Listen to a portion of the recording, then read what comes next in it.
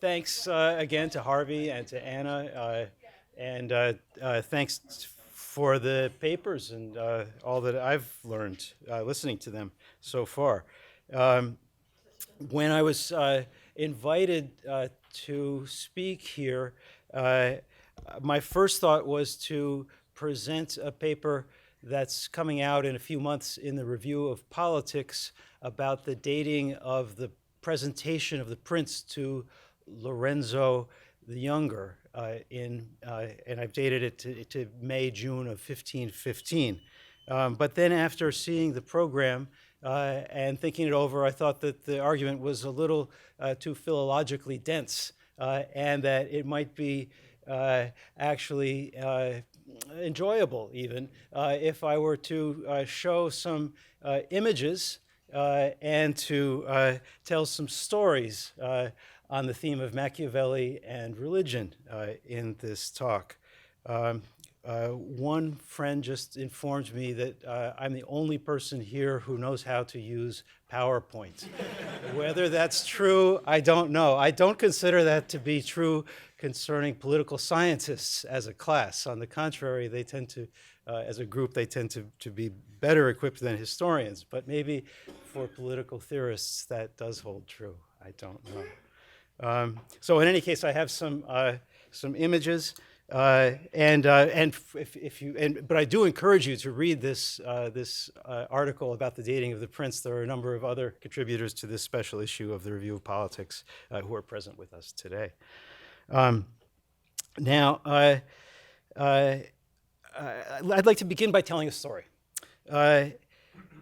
Anyone who follows Machiavelli scholarship knows that in 1989, the political theorist Sebastian Degrazia published a book that suddenly made Machiavelli's views on religion controversial. Degrazia argued, contrary to a long-standing tradition accepted historically by most of Machiavelli's supporters as well as his enemies, that Machiavelli was Degrazia argued that Machiavelli was a believing, if somewhat unorthodox, Christian. Scholars had been focusing at that time on Machiavelli's republicanism, but suddenly it became a matter of great interest to know whether Machiavelli attended Mass, whether he believed in God and his saints, what he thought of Jesus.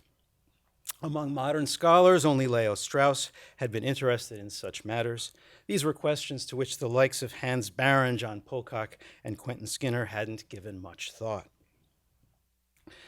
Degrazia's book was welcomed warmly by a number of scholars who had been stressing the religious dimension of Renaissance humanism. And to be sure, Degrazia wrote in an engaging manner, and he showed that he had obviously spent years with his subject's writings.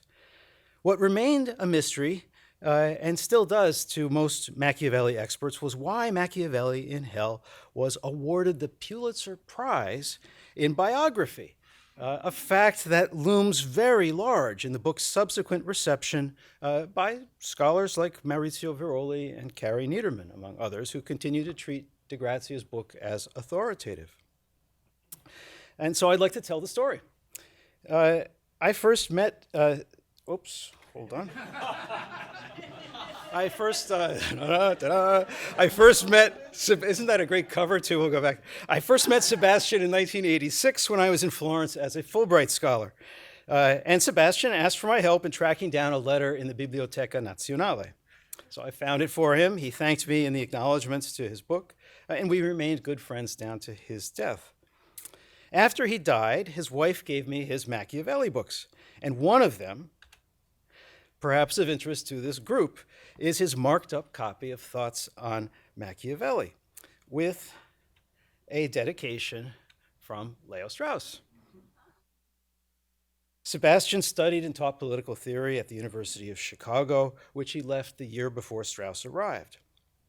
And you can see from the notes on the back flyleaf of his book that he studied Strauss's thoughts quite carefully, used it almost as a guide back to the Machiavelli sources with all of the page markings. And you can see the themes too, gods and blasphemy, for instance. But let's go back to the Pulitzer Prize.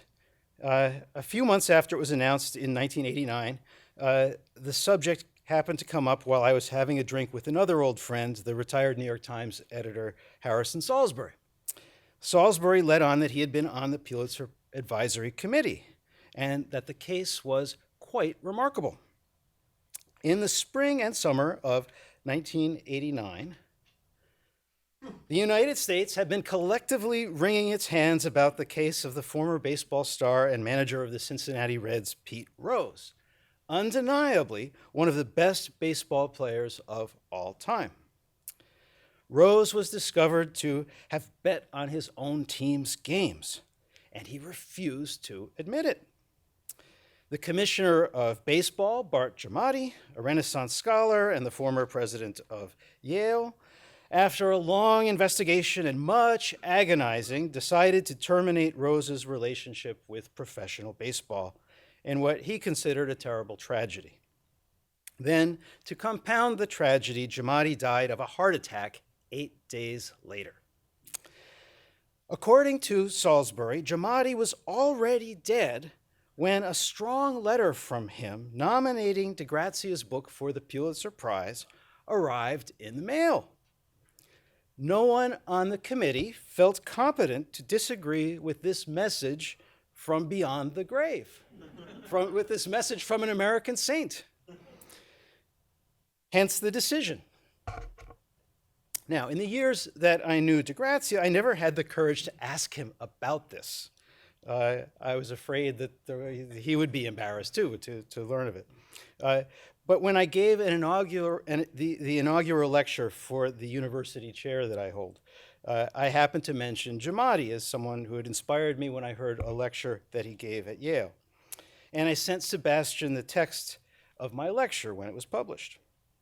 He wrote me a nice letter in reply that stated of Giamatti, because I'd mentioned him in my talk, that Giamatti was a generous man, as the enclosed copy of his letter to me proves. I treasure it. It must have been one of the last letters he wrote. I never got a chance to meet him. And here is the letter that Giamatti wrote to Degrazia. It reads as follows: "Even as longtime an admirer of your work as I," and Degrazia wrote some marvelous things on time, work, and leisure, the role of leisure in American society that would have been interesting for the commissioner of baseball, among other things. I was unprepared for the splendor and excellence of Machiavellian hell. It is engrossing, stimulating, and a marvel. I am not sure I agree with all of it, but I am sure I have rarely read a work of scholarship so elegantly done. Even your English style, to my eye, replicates his magisterial vernacular. Sir, this is a fan letter. Great to get from the commissioner of baseball. Nothing more, but I had to write. So the letter would seem to confirm Salisbury's story. And it's interesting to see Giamatti, who in the 1980s had a famous exchange with Jerry Falwell in which he defended secular humanism, here praising a book that made Machiavelli, of all people, out to be a Christian.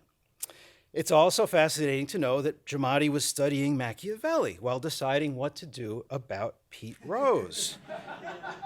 A case that for him was like one of those difficult episodes of early Roman history, like Brutus slaying his sons. Was Degrazia wrong about Machiavelli's Christianity? I think so, on the basis of such matters as his failure to see the sarcasm in the passage concerning Moses in Book 6, and his similar criticisms, the fact that Degrazia avoids crucial passages in the discourses that are critical of Christianity. But there was a serious motivation behind Degrazia's approach. He was deeply dissatisfied with the Crocean view that Machiavelli preached the autonomy of politics. Like Rousseau, like Bart Giamatti, Degrazia believed that reading Machiavelli, far from turning us into immoral or amoral creatures, could have the salutary effect of refining our moral sense. Where Degrazia erred was in trying to make God the anchor of the moral system. But the idea that Machiavelli offers some sense, some view of morality is still with many of us, even if the overall effect of his project was far more deleterious. Was Machiavelli a Christian? Which is to say, a practicing one. I think we have to say yes to the practicing part, and let's return to the believing part later. Although he didn't go to Mass, as was noted yesterday, and although his reputation among his friends, reputation he clearly cultivated, was that of a skeptic or freethinker, it is also true that Machiavelli had a lifetime of interactions with the church that were more involved than his biographers have known up to now. New documents that I've found in the Florentine archives that look like this show that from the 1490s to the 1520s, Niccolò was the member of the Machiavelli family who managed their ancestral patronage right, the right to present the new rector of a church over no fewer than 13 rural parishes and priories outside of Florence. Here quickly in February, I was able to try to find them together with my 10-year-old daughter in a rented car. So just enjoy these brief scenes of the Machiavelli churches. If the Machiavelli patronage right had to be defended against a rival claim by the Pazzi family, it was Machiavelli who drafted the formal response. When a priest who was a distant Machiavelli cousin wanted to pass his church on to his illegitimate son, also a priest, it was Machiavelli who engineered a way around the 12th century canon law prohibition on a priest receiving a benefice from his father. And as I've shown in an article about to come out in the Review of Politics, one I was just mentioning, after the presentation to Lorenzo of the Prince ended in failure, in May or June of 1515, Machiavelli arranged for his brother Toto to become a priest at the church at their family farm at Sant'Andrea in Percusina. Considered in toto, the documents concerning these ecclesiastical livings show that Machiavelli was at the center of a small network of clerical relatives and clients of the sort that readers of Trollope's novels or of Eliot's Middlemarch will be quite familiar. Reconstructing their careers, the careers of these priests, has had unexpected results. One of Machiavelli's clerical cousins appears to have brought Machiavelli's prince to Northern Europe in 1515.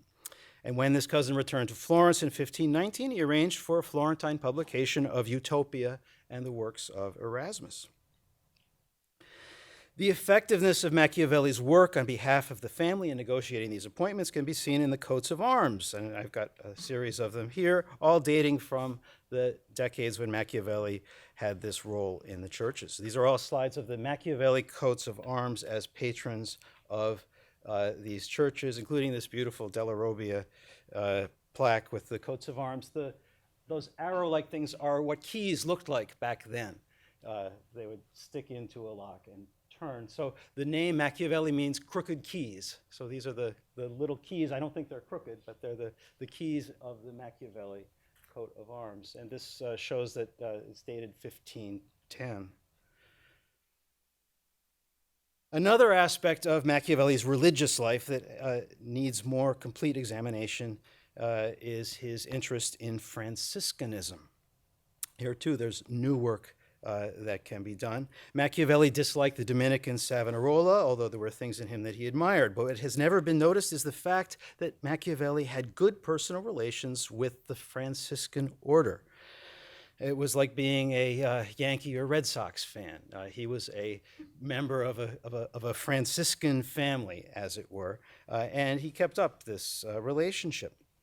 The Franciscans were not coincidentally strongly anti-Savonarolan. The burial crypt of the Machiavelli family was across the town in the Franciscan church of Santa Croce. Niccolò's father, Bernardo, drew up in that church a will that was witnessed by a dozen Franciscan friars, including one who was a professor of theology. In letters to friends down through the last year of his life, Niccolò devoted special attention to Franciscan friars, especially ones who claimed to be prophets.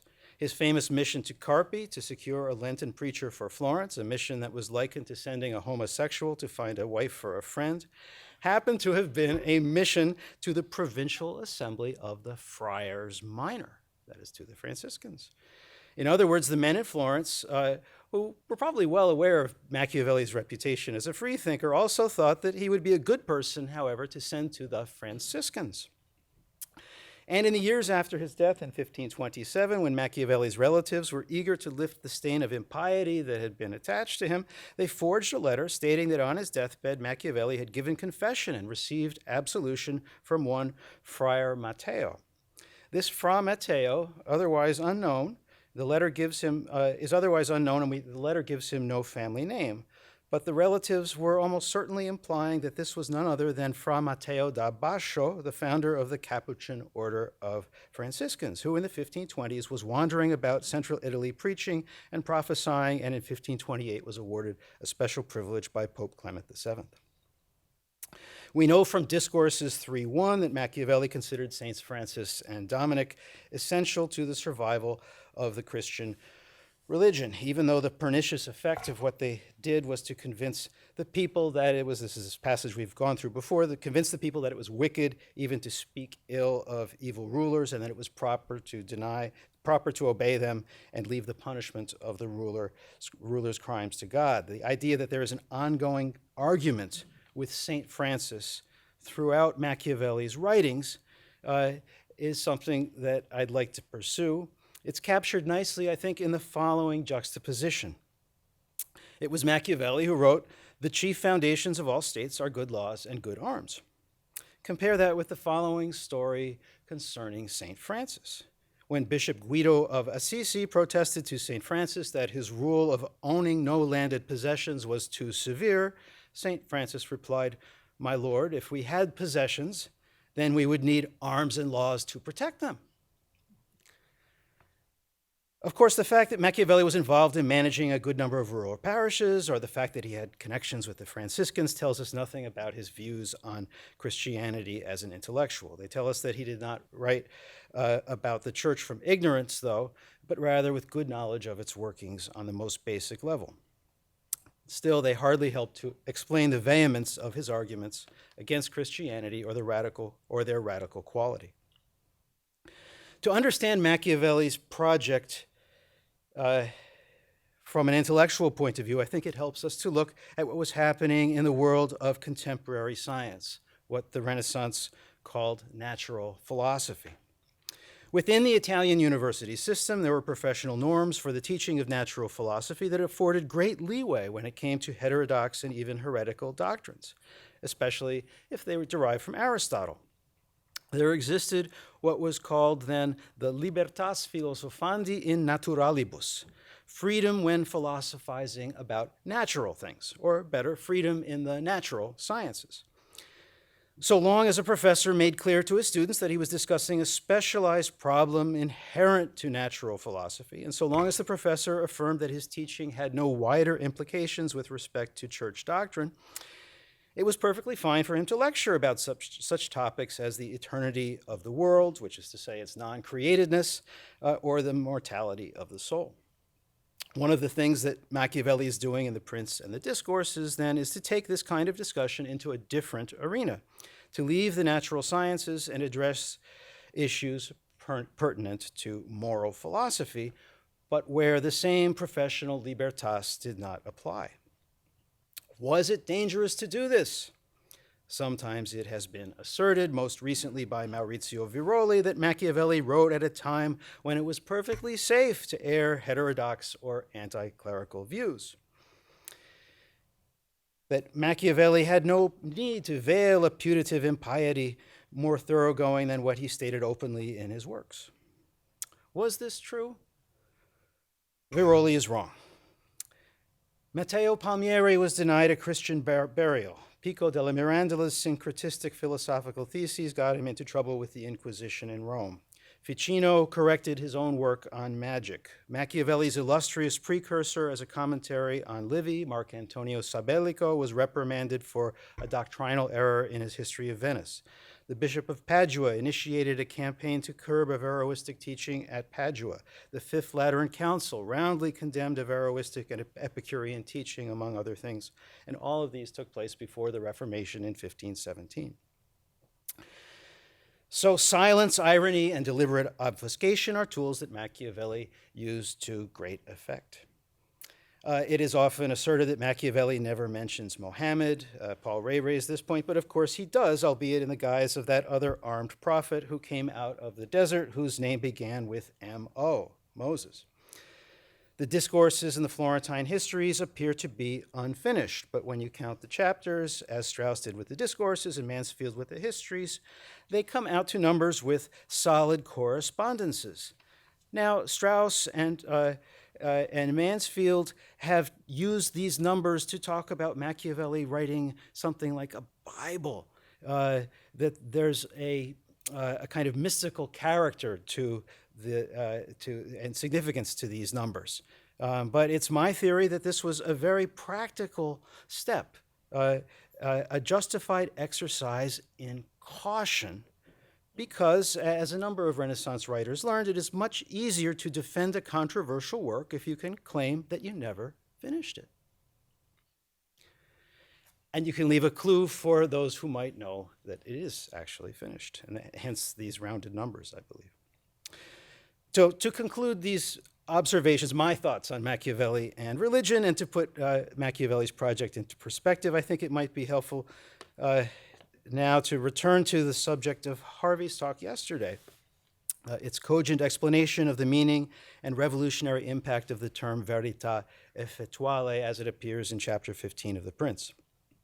I think it's worth pointing out that while Machiavelli really is doing something new and original here, and while Harvey was correct to say that verità effettuale does not appear elsewhere as a term, the term verità, the term is not a complete creation a nihilo, but instead it emerges out of Machiavelli's interest in the philosophical thought of his contemporaries. The best way to get at this involves seeing the word effettuale in relation to the Aristotelian doctrine of the four causes: material, formal, efficient, and final. Machiavelli's effettuale is a Tuscanized version of the Latin efficiens, or efficient. And it so happens that at the cutting edge of research in natural philosophy in the late 15th and early 16th centuries lay an interest in those realms of nature that have no final cause, no telos. The idea of a world without final causes is also, of course, one of the driving themes in Lucretius and Epicurus. But the driving force here in Machiavelli's world really comes from Aristotelian philosophy in the form of professors like Nicoletta Vernia and his good friend Agostino Nifo. These were scholars who looked specifically at areas where final causes were not evident or impossible to know. There was, for example, a huge interest circa 1500 in Aristotle's Meteorologica, his work on weather. Since Aristotle wrote that when it comes to the weather, as opposed to all sorts of other things, when it comes to the weather, there really are no final causes, at least that we can know. We can only know efficient causes. Machiavelli, too, was interested in the weather. Just consider this otherwise strange account in the Florentine histories of a tornado that struck the countryside outside Florence. When Machiavelli says he is going to go after the effectual truth, what he does is to take a move from contemporary natural science and apply it to the study of politics. His study of history, his study of contemporary statecraft, and indeed his study of religion look at efficient, not final causes. Yet another interesting development is that he does not actually use the word causes here, but instead truth or verità.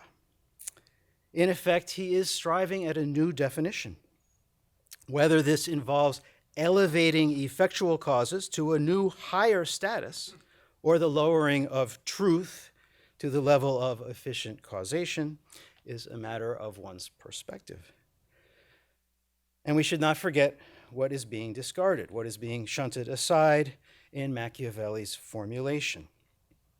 What's being lost is the belief in final causes, the idea that final causes are inherent in truth. The truth has its finis or its tele. Thank you. So we can move up to the table then here. That'd be great. Giamatti, I once was in a debate at Yale with Bart Giamatti and Hannah Gray on Machiavelli. And each of us had our say. At the end of mine, Giamatti said loudly, "That was an interpretation." At that time at Yale, there was a garbage strike going on, and Hannah Gray was the provost of Yale, and she was being considered for the presidency of Yale, Yale being smellier than usual, and so it was thought that the garbage strike had damaged her chances of rising to the top post. And 1 week later, after this debate, she was made president of the University. And 1 week after that, Bart Giamatti was made president of Yale. And I was left to consider who had the best understanding of Machiavelli of the three of us. Anyway, so who we didn't concert as to who would the order of. Shall we do it alphabetically? And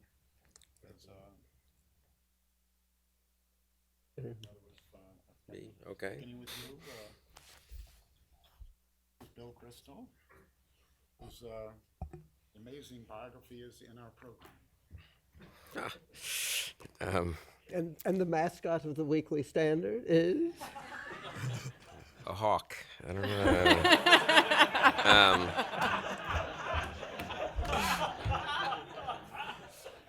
Carrying a. Yeah. I won't go on. It's too tempting. You know.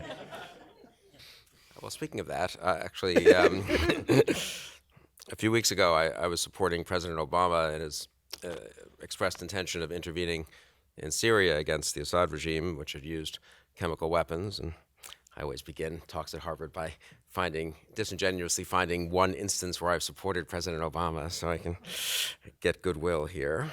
And I was following things pretty closely, and actually our effort to get congressional support was damaged when the Pope came out against the use of force.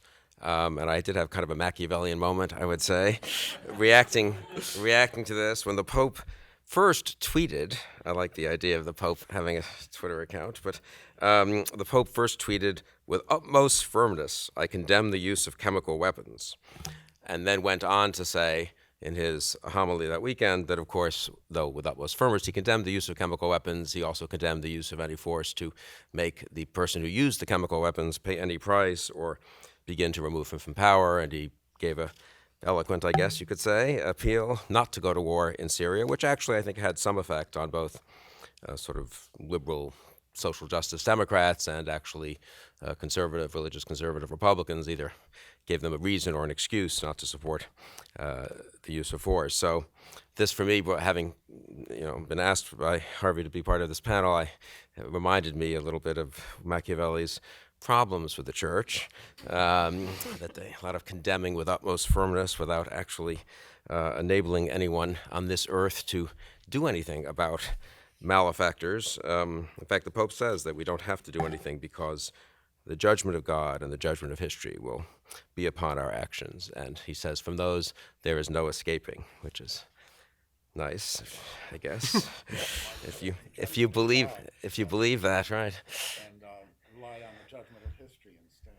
Yeah, well, that's, I guess, right. Or except you can then shape the judgment of history, I guess.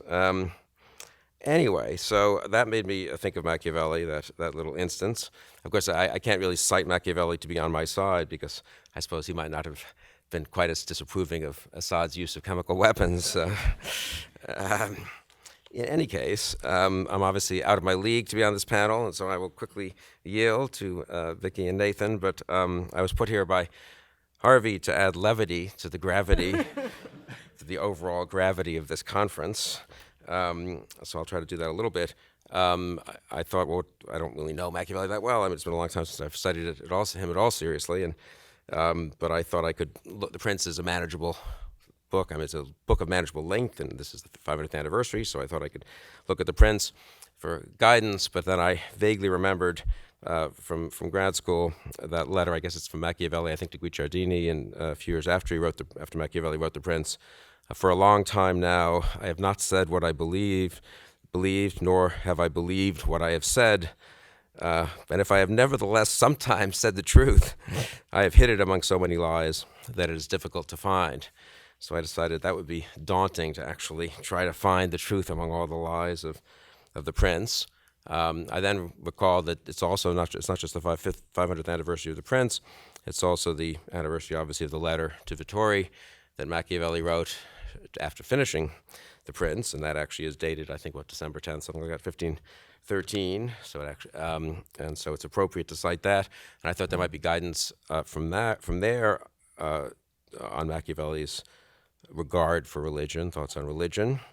But actually, this letter, which is so famous, of course, and I suppose though has its parodic elements, I think is supposed to be taken somewhat seriously, I suppose, as some view of what he thought was important, has actually no mention that I can see really of religion or the church.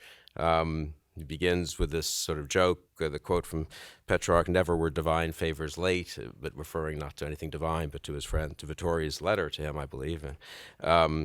And then closes with this terrific, when he's now claiming that the Medici should hire him, again, that he says, "Anyone should be glad to have the service of one who is full of experience at the expense of another, and one should not doubt my faith, because having always observed faith, I ought not now to be learning to break it. Whoever has been faithful and good for 43 years, as I have, ought not to be able to change his nature. And of my faith and goodness, my poverty is witness." So, very convincing account of his faith.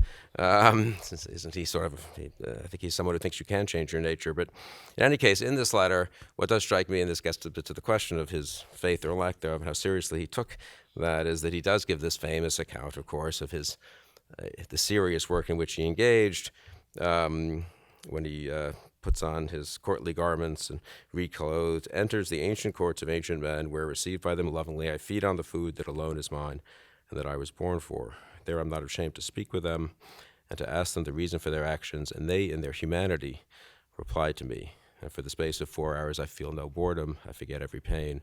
I do not fear poverty, death does not frighten me, I deliver myself entirely to them.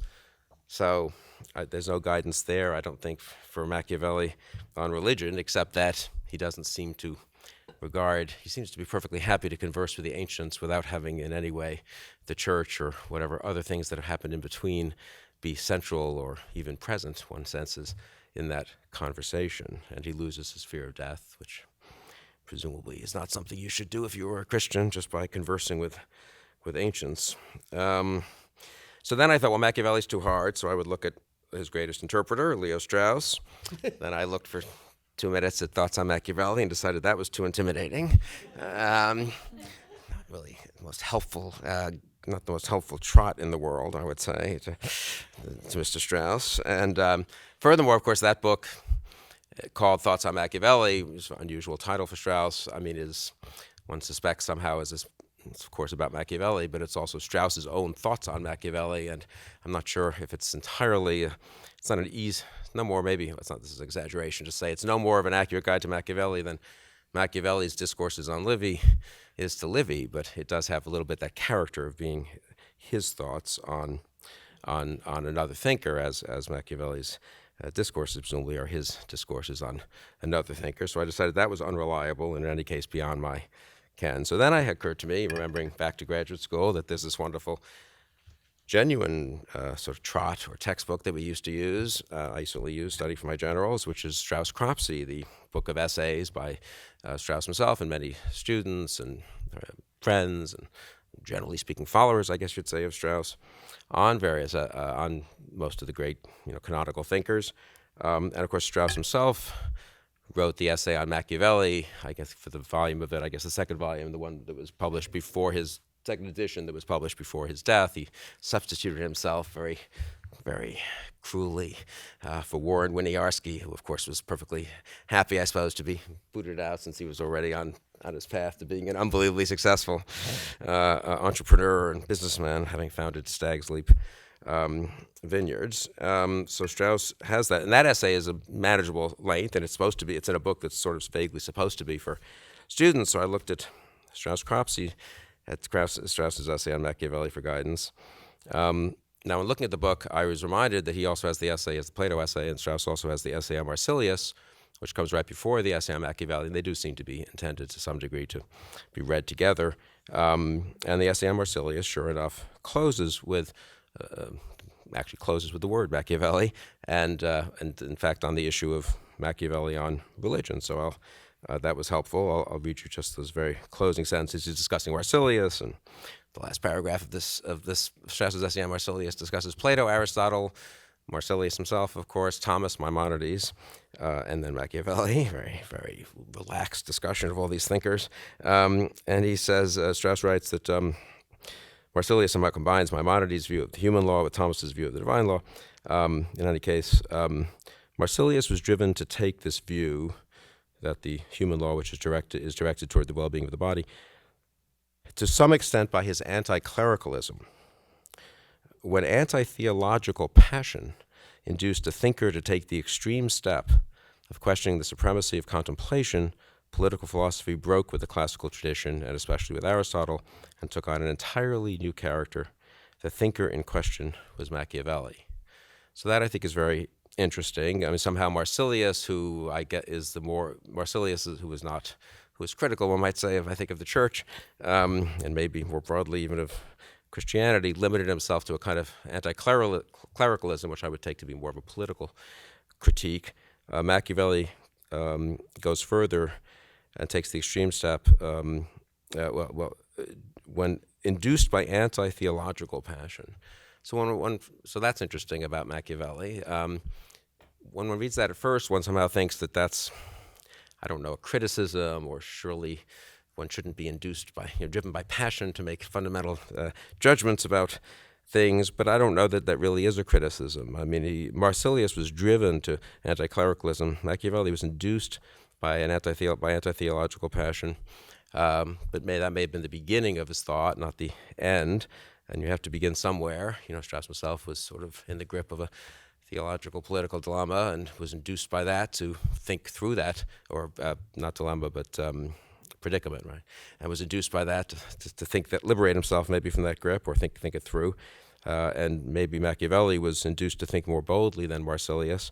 I don't think it's criticism when Strauss says that a thinker takes an extreme step of questioning the supremacy of contemplation. Shouldn't a serious thinker take extreme steps and question something like the supremacy of contemplation? Surely that shouldn't be taken for granted.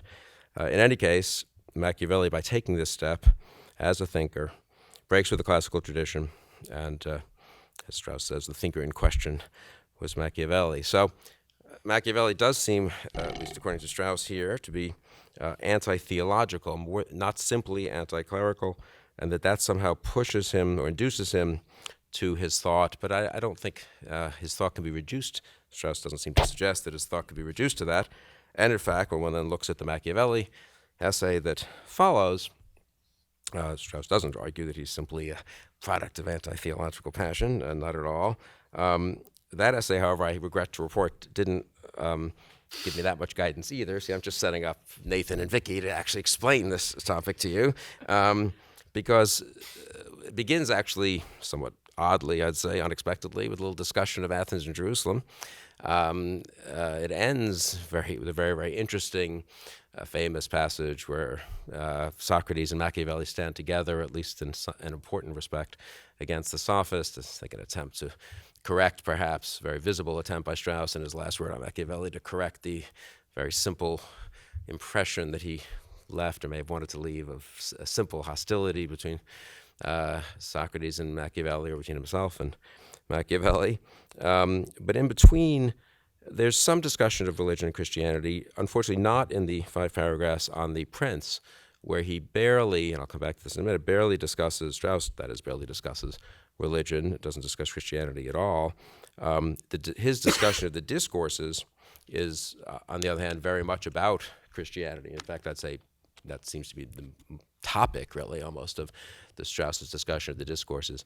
In this, somehow Strauss's treatment of the Prince makes it seem like it's a book about philosophy, really, or maybe especially classical philosophy, and his discussion of the discourses makes it seem that it's a book about religion, and especially Christianity. In any case, I was going to look at, I did read and was thinking of trying to somehow summarize what Strauss says about Machiavelli in the discourse about religion or Christianity. But Strauss actually summarizes it very nicely, so I can just read this and I've done my duty here. He goes through the Machiavelli's little speculation about how long Christianity might or might not last, and then Strauss writes, the most important point, however, that Machiavelli makes through this statement is that all religions, including Christianity, are of human, not heavenly origin. The supernatural is human.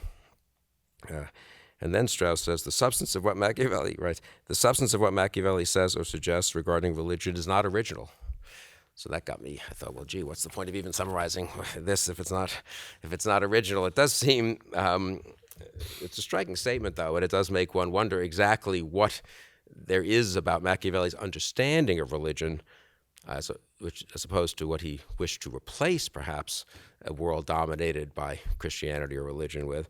But what there is about his understanding of religion that really is that distinctive or new. That's not to say there couldn't be something, and certainly he had a deep appreciation of Christianity's political achievement, and Strauss goes on to suggest that.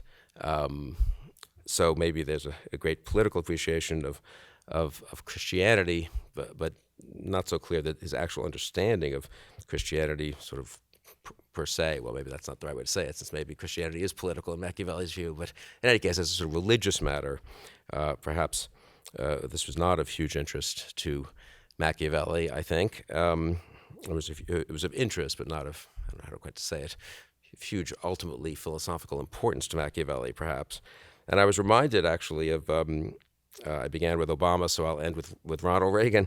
So I was reading this, I was reminded of Reagan's statement about communism, his great, it was anti-communist passion that induced Reagan, I think, to actually get into politics and then to become a Republican and ultimately to become president, you could say. And Reagan famously said about Soviet communism that the West will not contain communism, it will transcend communism. We will not bother to denounce it. We'll dismiss it as a sad, bizarre chapter in human history whose last pages are even now being written. I don't think Machiavelli would have said about Christianity that he didn't. It's not quite true that he didn't bother to denounce it and that he thought you could just dismiss it. But it might be, actually, that Machiavelli's true view of Christianity is that it was a sad, bizarre chapter in human history whose last pages were soon to be written. Vickie Sullivan. Right, thank you. And I am extremely thankful for my great good fortune in being able to participate as an auditor and a presenter in these really remarkable proceedings. So thank you. One might respond to this prompt, how does Machiavelli regard religion, with another question. Which religion should we discuss with respect to Machiavelli's views? The present religions, past religions, or perhaps a future religion? Machiavelli, I submit, discusses all of these possibilities. I think that these possibilities are much more evident in the discourses. Nevertheless, they are present but less overt in the Prince. So in speaking about the Prince, I think the consultation of the discourses is helpful to see where these issues come most to the surface, and as a result, we can see them, however dimly, in the Prince. People have already discussed Discourses 3.1, where Machiavelli speaks of our religion and also the possibility of its subversion. He says there that it might have been altogether eliminated if it had not been drawn back toward its beginnings by St. Francis and St. Dominic. So there he's at least contemplating the possibility of the elimination of Christianity. And in addition, in 2.5 of the Discourses, he refers to the Christian sect. And he says sects vary 2 or 3 times in 5,000 or 6,000 years. So by implication, he's pointing to a limit to Christianity in the way that Mr. Kristol just alluded to. What I want to do with the limited amount of time I have here is to touch upon what I think are Machiavelli's views as to how the ancient Romans gave way to the Christian Romans. In the process, I think we will see that Machiavelli regards religion as just one more way of ruling human beings.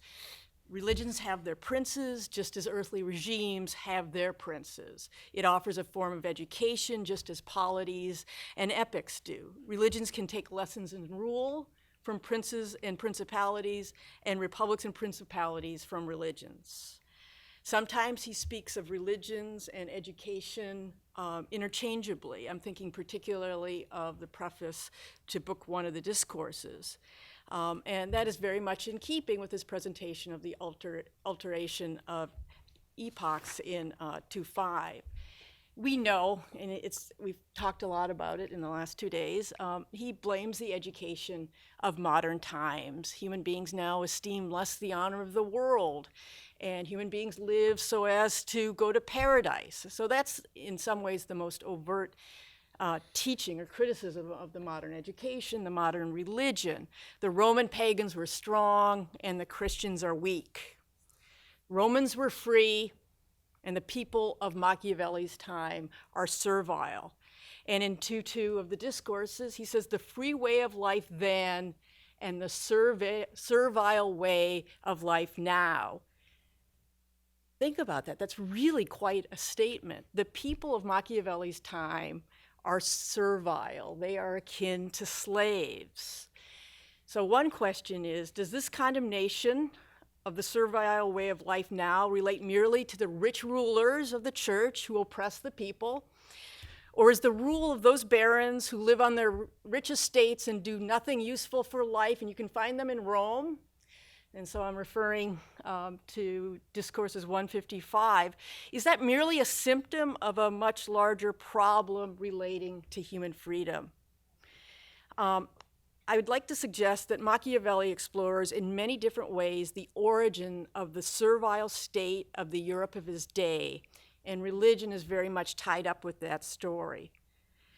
Moreover, as much as he praises Rome, as much as he depicts Rome as strong and free, ancient Rome played the key role in the story of the emergence of the servility that he decries.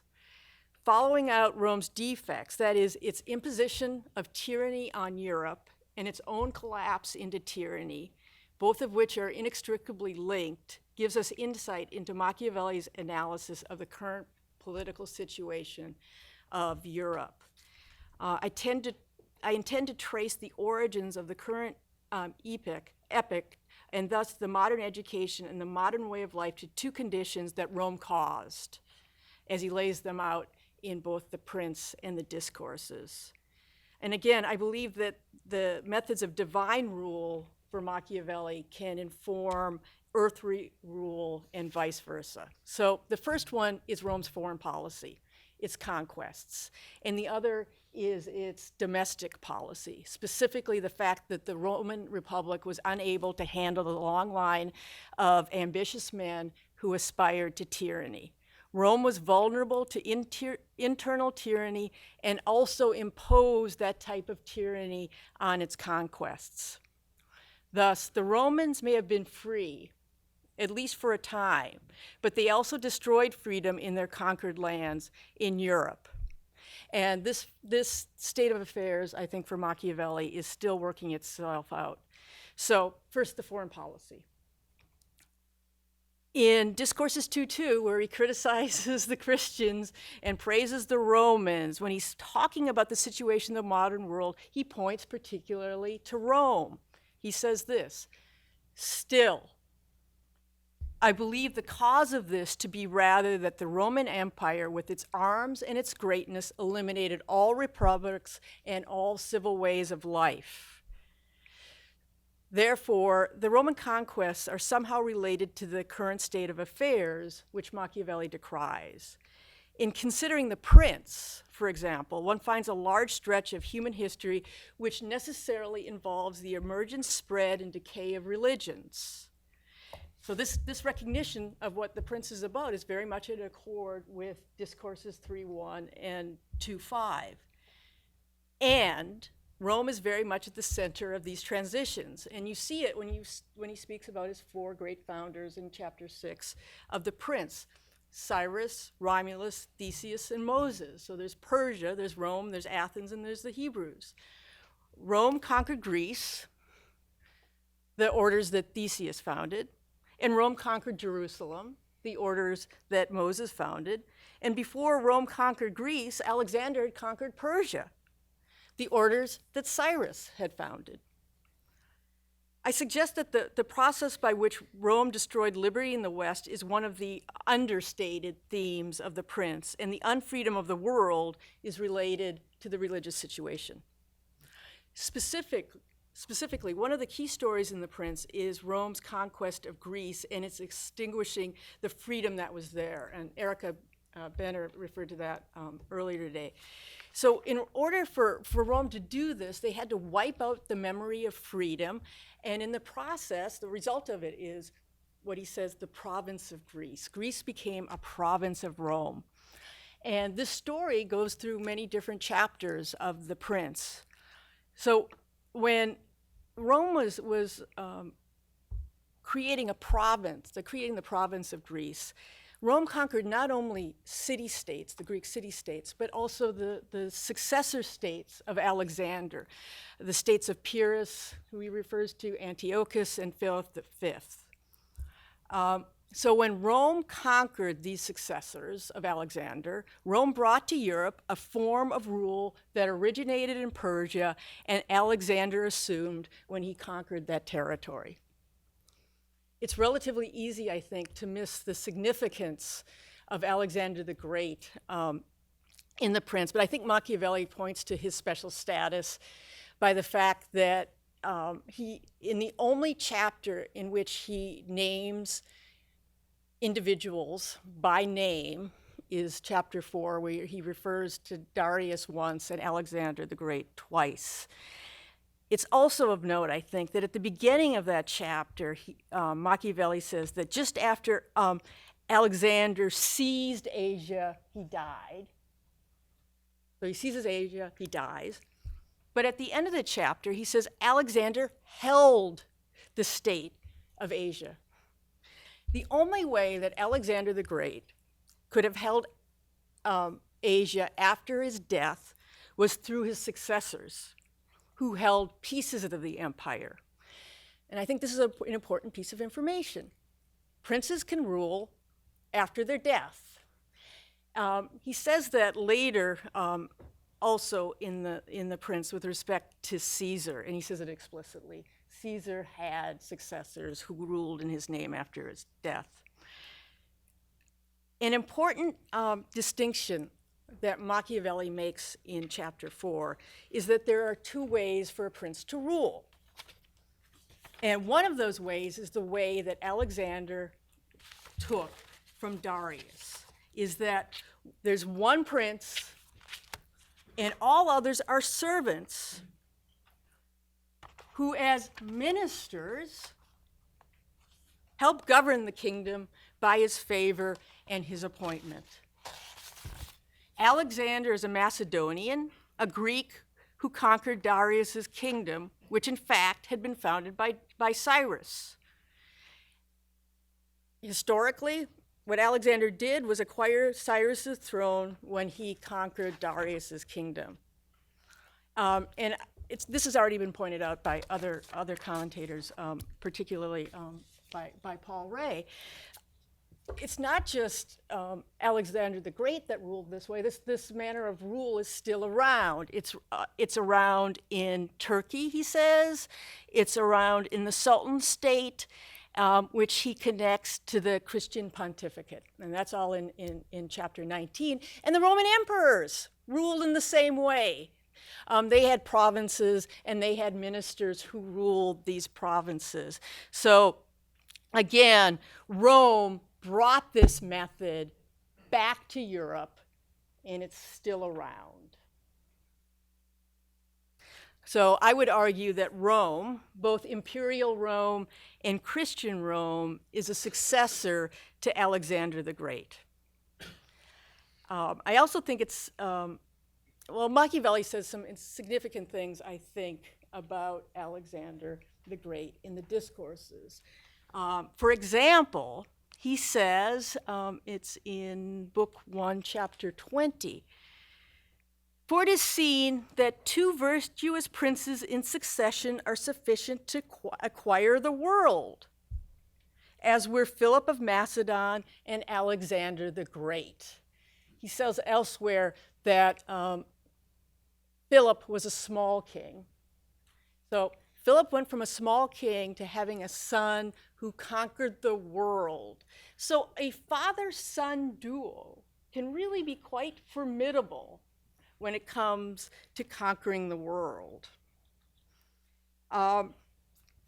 Rome, it happens, conquered the world that Alexander conquered. Caesar imitated Alexander, Machiavelli tells us in chapter 14. And then, as I've also implied, the Roman emperors, after Caesar's death, ruled in Caesar's name. In brief, all this adds up to the fact that Rome became Alexander's successor and imposed on Europe the type of Eastern despotism that Alexander had assumed from Darius. As Rome was imposing this form of rule on its provinces, it itself internally succumbed to tyranny. Thus, it both succumbed to tyranny and imposed it on the world. Now I'm going to turn briefly to look at Rome's internal deficiencies in dealing with its ambitious men, which led ultimately to Rome itself falling into tyranny. Caesar, I think, is the key figure in this aspect of the story. He is the Roman who got what so many others wanted, according to Machiavelli's depiction of Rome. Machiavelli puts it this way: Caesar was, quote, "the first tyrant in Rome, such that never again was that city free." Caesar overturned freedom in Rome, and Rome never again was free. That means it's not free now. So that, again, these events are still working their way out. I think that's quite a statement, and I think it has to be considered in conjunction with Machiavelli's statement regarding the servile way of life that reigns now.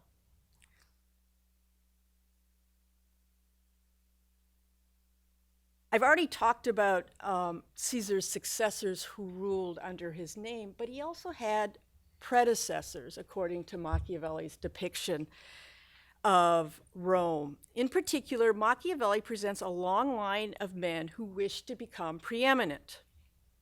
Machiavelli sometimes infuses this discussion with terms showing how individual men were so ambitious that they wanted to become akin to gods.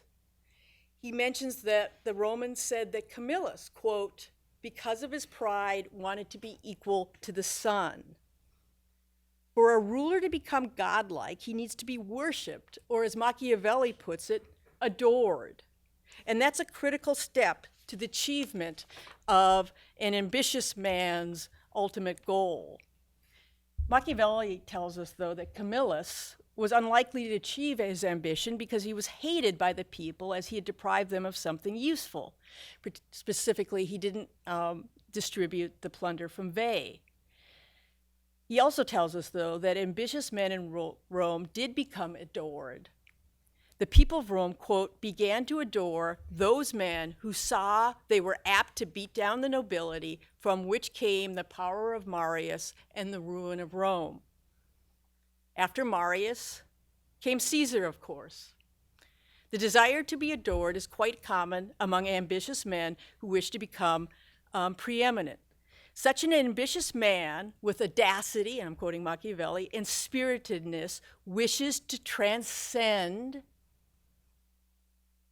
a civil way of life. Michelle Tolman Clark already brought up the chapter 328, but that chapter is titled, quote, that one should be mindful of the works of citizens, because many times under a merciful work, opera pia, pious work, a beginning of tyranny is hidden. Machiavelli treats many of these ambitious aspirants to tyranny. There's Spurius Maelius, there's Spurius Cassius. When Rome wasn't corrupt, the people turned down these offerings that these ambitious men made in exchange for their liberty. But by the time of Marius, Rome had begun its decline to the corruption that led to Caesar's tyranny, such that Rome never again was free. Once an ambitious young man has gained a following, it is very hard to stop his rise to sole rule. One of Machiavelli's teachings is you have to catch it really, really early. He explains this in Discourses 133 of the Discourses when he compares two cases, Caesar and Cosimo de' Medici. And I will quote at some length. This is what he says in 133. If in a republic one sees a noble youth arise who has an extraordinary virtue in him, all eyes of the citizens begin to turn toward him and agree in honoring him without hesitation. So that if there is a bit of ambition in him, mixed with the favor that nature gives him, and with this accident, he comes at once to a place where the citizens, when they become aware of their error, have few remedies to avoid it. If they try to work as many as they have, they do nothing but accelerate his power. And he says this same happened in Rome with Caesar. He says that the fear of Caesar made the Romans, quote, think about remedies, and the remedies they made accelerated the ruin of their republic. The remedy that the Romans attempted, of course, was the assassination of Caesar. But that resulted in his martyrdom, and the rule of the emperor is under his name. That's the beginning of the tyranny under which Rome still lives in some way. I'll simply point out that there was another extraordinary young man who appeared just a few decades later in the Roman territory to whom all eyes turned. The remedy the Romans took was crucifixion, and the martyrdom that resulted was the beginning of a new sect, a new religion, a new epic.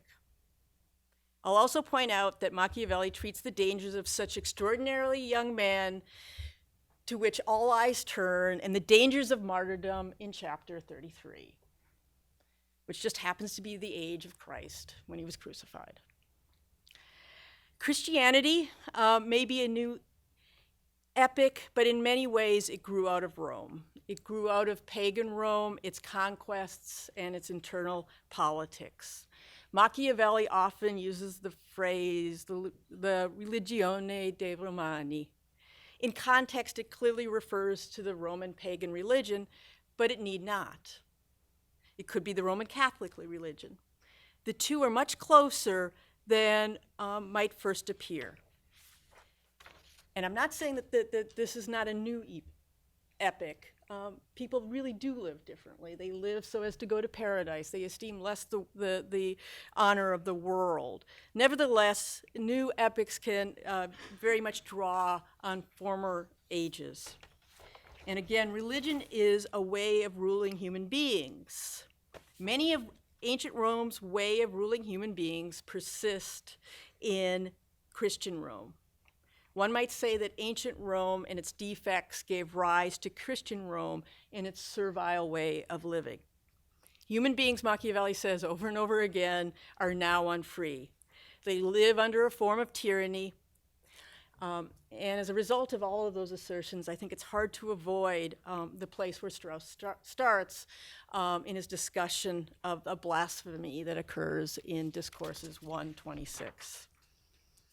But to call something or someone a tyrant is not always an aspersion Machiavelli's thought, of course. He admires the effectiveness of some tyrants. In that same chapter, Discourses 2:2, he speaks, for example, of a virtuous tyrant who by spirit and by virtue of arms expands his dominions. We've already talked today about the fact that in order to found or to refound, one needs to be alone. A new age requires a new soul leader or ruler. The methods of previous soul rulers might be useful and effective in refounding or reforming, so as to bring freedom back to Europe.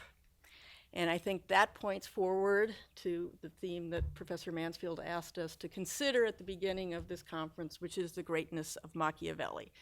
500 years later, after he wrote The Prince, we're still speaking of his greatness and what he affected in modernity. Thank you. Thank you. Nathan Tarcov.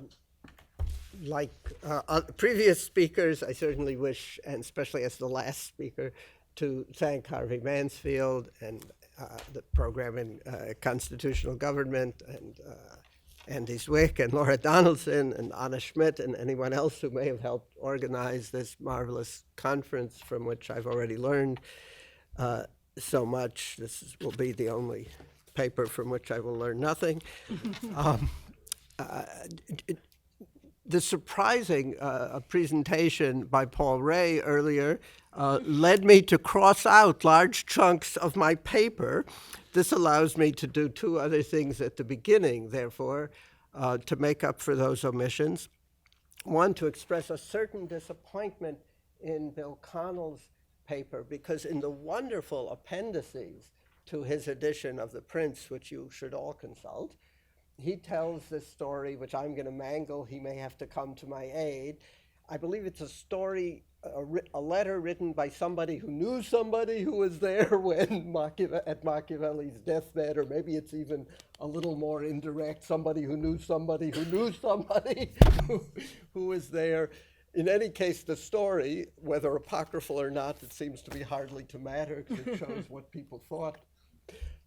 It goes roughly as follows. Machiavelli, on his deathbed, awakens from a dream.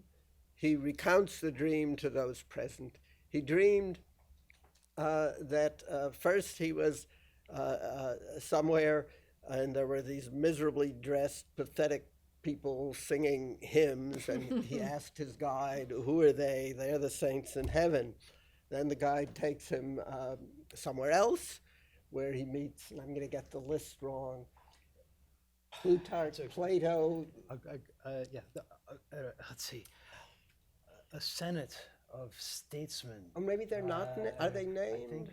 Maybe, but senate, But they're like the dignified Senate, and I think he names some classical figures, and he says, and who are these? These are the damned in hell. Then he's asked where he wants to go, and he picks the latter, and then dies after telling the story. I may have simplified it, but go find his edition. I'll apply later. I was expecting it somehow in your Okay. presentation. I do think that happened. I believe it too.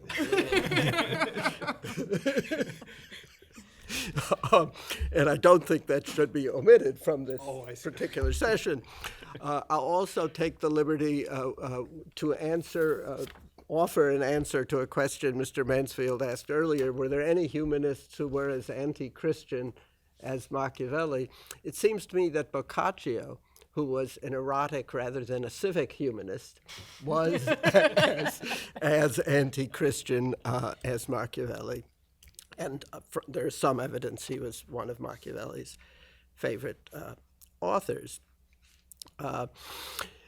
Vickie has explained that the Discourses treats religion much more openly and explicitly than the Prince. The Prince treats morality with less restraint than the Discourses, but religion much less openly and explicitly. Although Machiavelli, and I'm going to confine myself to the Prince being obedient, although he writes most conspicuously about the church or papacy as a principality in the Discourses, Machiavelli, I believe, analyzes not only the political utility or disutility of religion as an institution, but also the fundamental beliefs of biblical religion. Chapter 3's analysis of Louis XII's failed Italian conquests as owing to his dependence on the Pope for the dissolution of his marriage and the appointment of his minister to the cardinalate, points to the politically deleterious effects of the subordination of secular to papal authority with its spiritual powers. But Machiavelli's analysis of Louis's failure concludes that it resulted from his errors and therefore is, quote, not any miracle, but very ordinary and reasonable, close quote. What others might consider a miracle, Machiavelli explains instead as ordinary and reasonable, in accord with what he calls the order of things and with reason, doing away with the need for explanation by divine suspension of universal causes. He thereby strikes at the fundamental belief at the root of the Church's spiritual authority. In Chapter 6, as noted by several previous speakers, Machiavelli discusses founders, of whom the most excellent, quote, are Moses, Cyrus, Romulus, Theseus, and the like. He continues, quote, and although one should not reason about Moses, as he was a mere executor of things that had been ordered for him by God, nonetheless, he should be admired, if only for that grace which made him deserving of speaking with God. But let us consider Cyrus and the others who have acquired or founded kingdoms. You will find them all admirable. And if their actions and orders are considered, they will appear no different from those of Moses, who had so great a teacher, close quote. To say the actions and orders of the pagan founders appear no different from those of Moses is also to say Moses' actions and orders appear no different from theirs, despite his having had so great a teacher. Accordingly, later in the chapter, Machiavelli refers to the constitutions Moses made his people observe as Moses' own orders, no longer as ones ordered by God. Human beings create their own orders rather than merely executing divine orders. Machiavelli's assimilation of Moses to these pagan founders does not imply, however, that he dismisses the religious aspect of Moses' founding or of founding in general. As Paul Ray explained this morning, Machiavelli refers to all such founders as prophets. His brutal emphasis on the use of force to make men keep believing should not blind us to his affirmation that founders must first overcome the, quote, incredulity of men and persuade them to believe, and afterward, when they cease to believe, make them believe again by force, not merely make them obey. There appears to be a religious or quasi-religious aspect of belief to every founding. Unlike the states founded by Theseus, Romulus, and Cyrus, Athens, Rome, and Persia, the state founded by Moses was not mentioned in the chapters preceding 6, nor was its conquest by Rome. In chapter 5, Machiavelli, that was my Marco Rubio imitation. In chapter 5, Machiavelli writes that unless republics are destroyed and their inhabitants dispersed, they will not forget their ancient orders. So great is their vitality, hatred, and desire for revenge. Good things. He thus implies that if republics are destroyed and their inhabitants dispersed, then they do forget their ancient orders. In contrast, after the Romans destroyed Jerusalem and dispersed its inhabitants, they still never forgot Jerusalem and the orders of Moses. Their attachment to their ancient orders surpassed even that of the inhabitants of republics. Although Rome conquered the state founded by Moses, his state, radically transformed into the Christian church, eventually spiritually conquered Rome, as Vickie mentioned. Moses' orders in the long run were in this way more powerful than those of Cyrus, Theseus, or Romulus. Machiavelli turns explicitly to the church in his consideration of Cesare Borgia and his father, Pope Alexander VI, in chapter 7. this too has been touched on earlier, although there's the risk of being the last speaker, there's little left to say that's new. Although Cesare had built up a sufficient party in the College of Cardinals to keep anyone from becoming pope, he committed the error that was, quote, the ultimate cause of his ruin, allowing the election of Julius II, whom he had offended and should therefore have expected to hate him. Machiavelli concludes, quote, whoever believes that among great personages new benefits will make old injuries be forgotten deceives himself, close quote. Cesare was ultimately ruined because he believed in forgiveness. He was, however, unconsciously a Christian believer and a son of the church, after all. Cesare serves Machiavelli as the limit case, proving the political harm wrought by Christian belief in even the most gangsterish modern ruler. In chapter 11, Machiavelli turns thematically to the church or ecclesiastical principalities. I won't repeat the quotation that Paul read earlier about that these principalities are alone are secure and happy. Machiavelli seems to engage here in either extravagant exaggeration or heavy irony. And despite this disavowal, where he says it's beyond human reason, he proceeds precisely to reason about ecclesiastical principalities without invoking superior causes. He shows how Alexander and Julius increased the temporal power of the church with money and arms. We should not forget, however, what we learned in chapter 3, that this temporal greatness was added to the church's great spiritual authority, which cannot be so easily understood in terms of money and arms alone. Machiavelli's claims about the church cannot be dismissed as entirely exaggerated or ironical. Further evidence for the power of religion can be seen in Machiavelli's statement about Agathocles, that, quote, one cannot call it virtue to kill one's citizens, betray one's friends, to be without faith, without pity, without religion. These modes can enable one to acquire rule, but not glory. Irreligion is a means to acquire rule, but an obstacle to glory, and princes desire to acquire both rule and glory. In chapter 13, the biblical story of David and Goliath serves as an example for Machiavelli's sermon preaching reliance on one's own arms. This stands in sharp contrast with what David says to Goliath in the Bible, quote, the Lord saves not with sword and spear.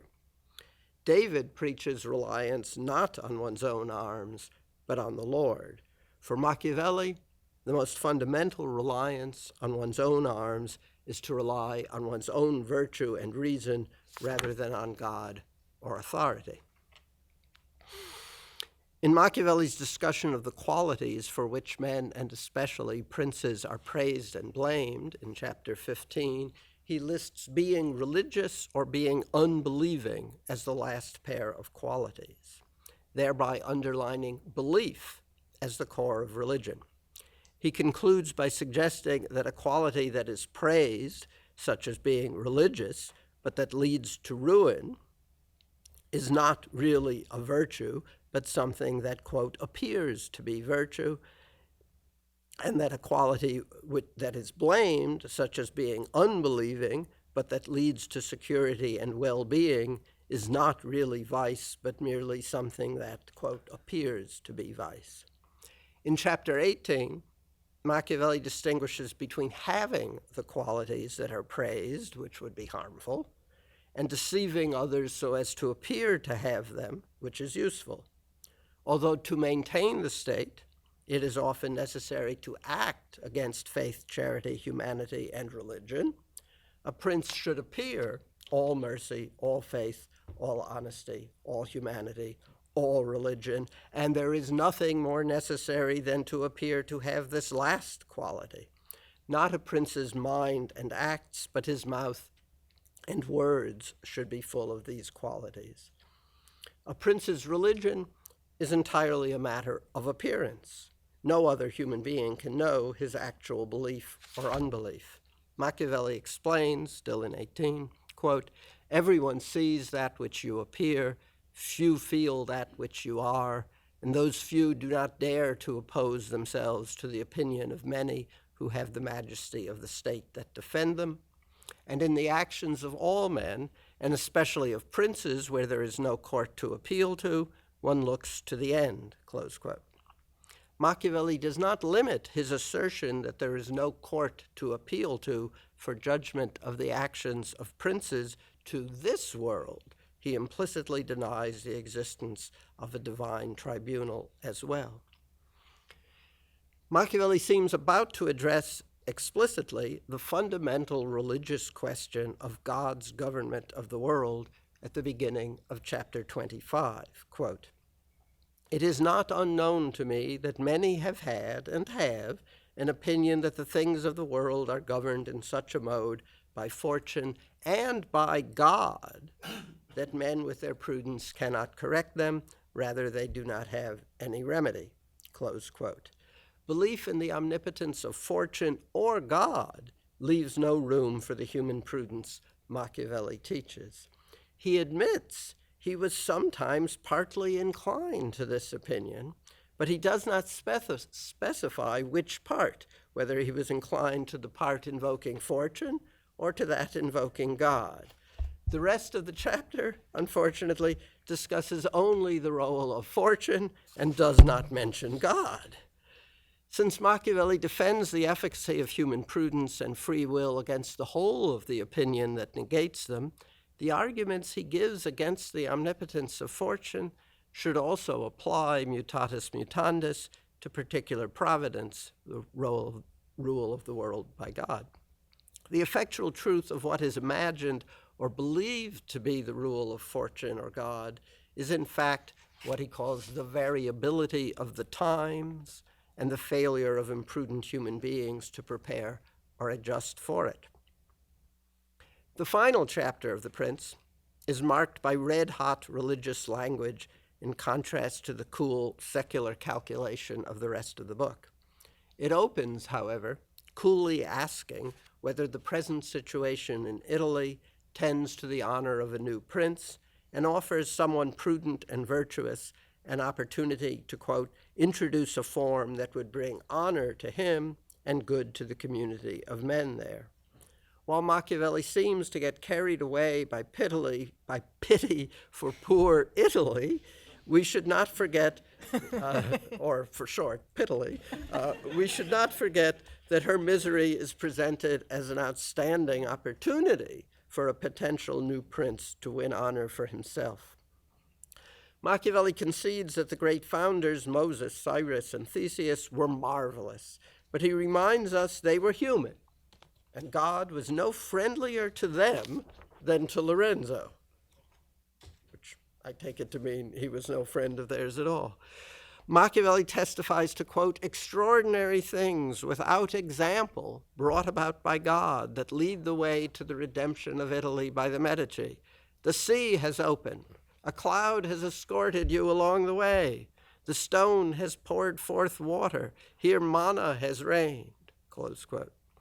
Even more extraordinary than Machiavelli's report of these events in terms reminiscent of the divine miracles of Exodus and Psalm 78 is his assertion that they are unprecedented, without example, his denial that God ever performed such miracles for Moses. Machiavelli further encourages Lorenzo by assuring him, quote, "the remainder you must do yourself. God doesn't want to do everything, so as not to take from us free will and that part of the glory that falls to us." If the extraordinary events Machiavelli reports were not performed by God, then God has done nothing for the new prince, whereas fortune has provided the wonderful opportunity of Italy's ruin. Machiavelli considers religion not merely from the perspective of its political utility, but also from that of its claim to truth. He calls into question the biblical claims that miracles inexplicable by human reason occur and that religions are revealed by God rather than ordered by human founders. I'll mention that this is a radically abbreviated version of an article of two articles, one to appear in the special issue of the Review of Politics called Belief and Opinion in Machiavelli's Prince, and the other in the special issue of Social Research, edited by John McCormick, called Machiavelli's Critique of Religion. One final postscript. Vickie mentioned how he speaks of Christianity as the present religion, which always reminds me of Colonel Major Strasser, complaining to Captain Renault, "You say the Third Reich as if you expect there to be another." Captain Renault, I think, this I'll defend if necessary later, like Machiavelli, replies, "Personally, I take what comes."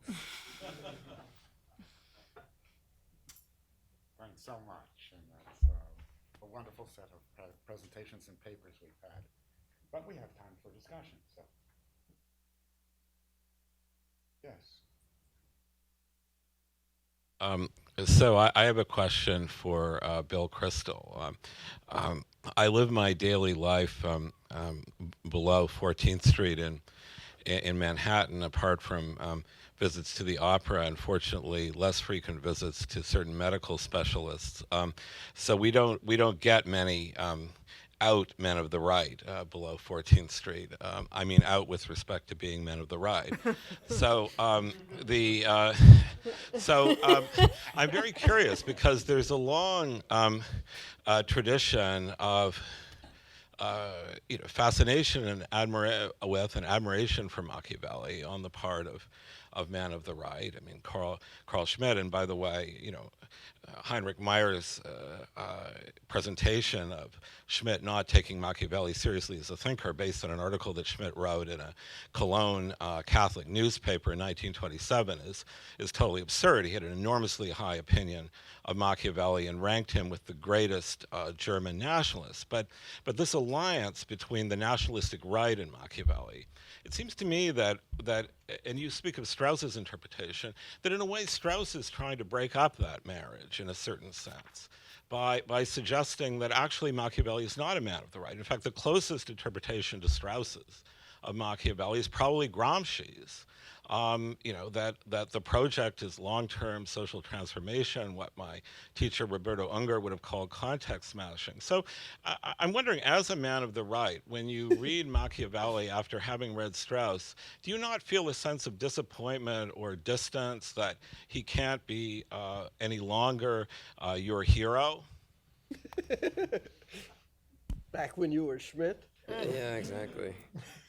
I mean, I don't know enough about the intellectual history of admirers of Machiavelli to know who admired them the most. I mean, Bacon and all the early modern thinkers were obviously extremely indebted to Machiavelli and admired him.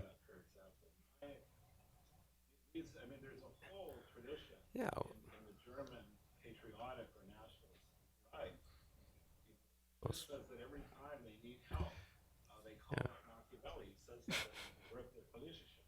Yeah, well, maybe Strauss wasn't such a big fan of the German nationalistic right, and I guess I'm not either. But he was a great thinker, and one has to grapple with his thoughts. Strauss presents himself more or less as an opponent, I guess you would say, of Machiavelli, and certainly emphasizes very much in thoughts, especially in the most conspicuous parts of thoughts, the problems caused by Machiavelli's triumph or success.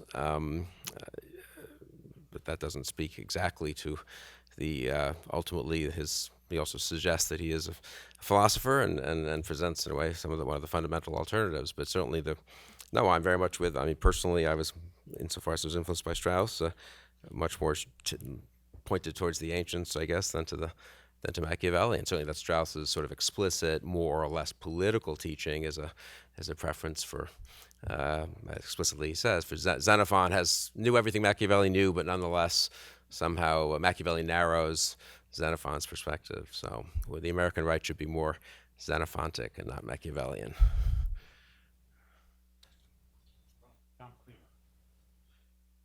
Professor Tarcov, you argued that Machiavelli cares about the truth or falsity of the beliefs that are the foundation of religion, and you gave lots of convincing evidence that he thought they were false. But I just wanted to ask on what basis Machiavelli determined them to be false, because I thought most of your talk was collection of conclusions, and maybe that's as much as we explicitly get from things like The Prince, but I just wanted to give you the opportunity to say how he determined they were false beliefs, if you have some sense of that. Yeah, I think that you point to a very serious problem. Is to say, Machiavelli seems in many places to write as if he thought that his ability to give a rational, psychological, and political account of the claims made by religion of all kinds, biblical and pagan, was a kind of refutation. That's to say that by showing there is no need for recurring to supernatural or divine explanations, that human reason was sufficient to explain these things, as if he had done his job, as if that was sufficient. And I'm not sure if that is sufficient, but it's certainly very powerful insofar as, in his own words, claims are made that these things transcend human reason and cannot be understood by human reason. His showing that he can explain them certainly strikes a serious blow against the claim that they transcend human reason.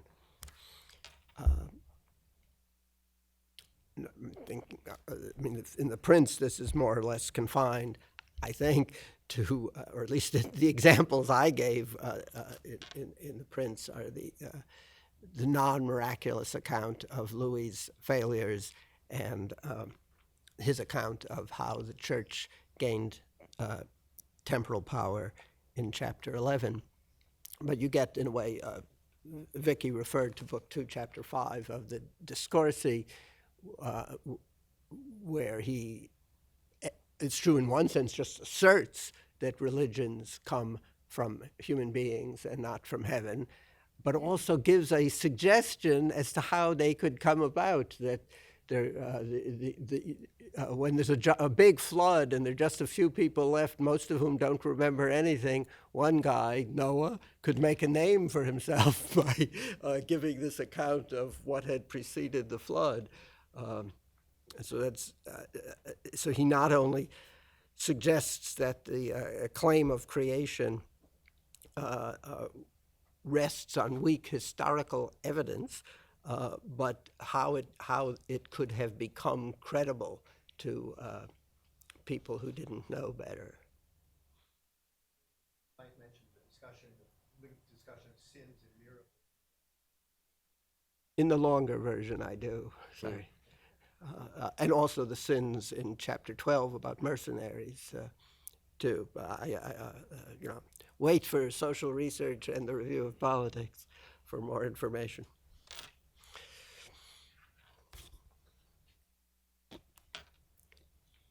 Yes. Should I wait for the microphone to speak? Chris McClure.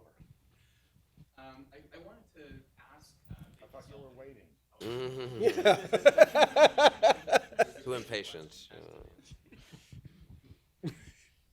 My question is for Vickie Sullivan and Nathan Tarcov, and I was wondering if you could speculate a little bit about something that you suggested, which was the future of what he saw as the future of religion. So, I just wondered what you think of the following. So I don't think that Machiavelli thought he was going to usher in a secular age. I think that he did think that he was going to be followed by somebody who was going to refashion Christianity somehow. And I think that for a couple of reasons. He mentions that in 2:2, the famous passage where he talks about Christianity might be reinterpreted, which we might take seriously or not seriously. But I also wanted to mention what I mentioned to you last night, which is this very interesting veiled reference to Michelangelo's David in chapter 11 of book 1 of the Discourses, where he says that if you wanted to establish a new religion, you would have to do it either, as you were suggesting, among mountain men, maybe after a flood you could do it when there were only a few people left.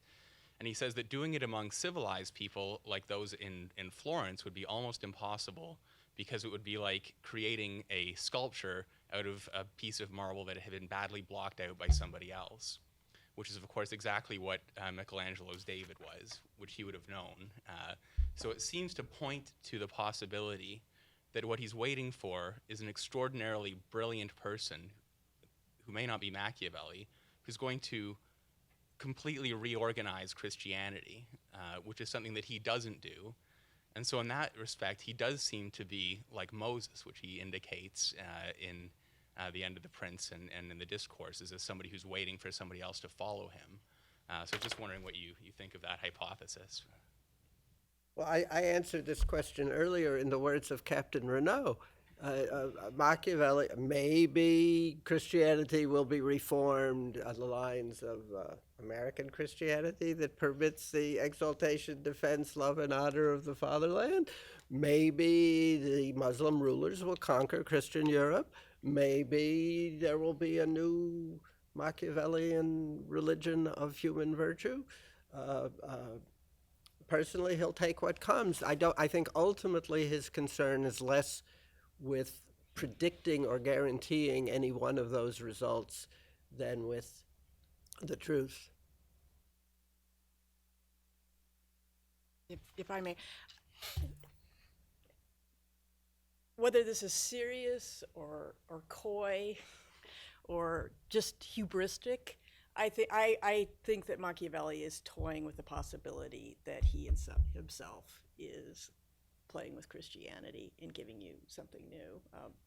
Professor Ray pointed to the fact that in 3:1, it's the only time that the word Christ appears. He talks about the life of Christ, but if you look at what's going on and with all these, notable executions of these ambitious young men, you got to get them early. It's really the death of Christ, I think, that he's playing with. He talks, for example, about the possibility of an eternal republic. And so he's not talking about, heaven. He's talking about something on earth that takes a form of belief. Do we believe in that? Do we not believe in that?